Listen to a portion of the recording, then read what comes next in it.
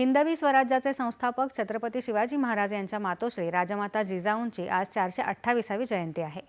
या निमित्तानं बुलढाणा जिल्ह्यातल्या सिंदखेड राजा इथल्या राजे लखुजी जाधव यांच्या राजवाड्यातील राष्ट्रमाता जिजाऊंच्या जन्मस्थळी आज सकाळी केंद्रीय राज्यमंत्री प्रतापराव जाधव यांच्या हस्ते शासकीय महापूजा करण्यात आली।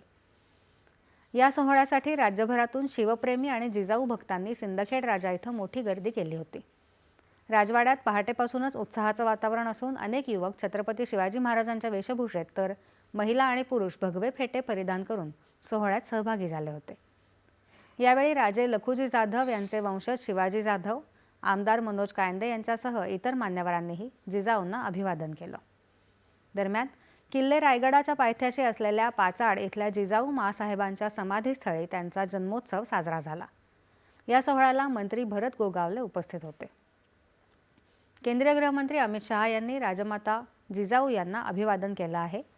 जिजाऊंनी छत्रपती शिवाजी महाराजांच्या मनात हिंदवी स्वराज्याच्या स्थापनेचा संकल्प जागृत केला आणि राष्ट्र रक्षणाच्या अतिशय महान लक्ष्यपूर्तीसाठी प्रेरणाही दिली, असं शहा यांनी म्हटलं आहे।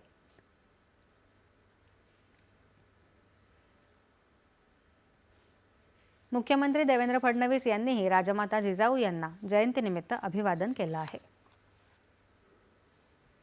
शेवटी ठळक बातम्या पुन्हा एकदा।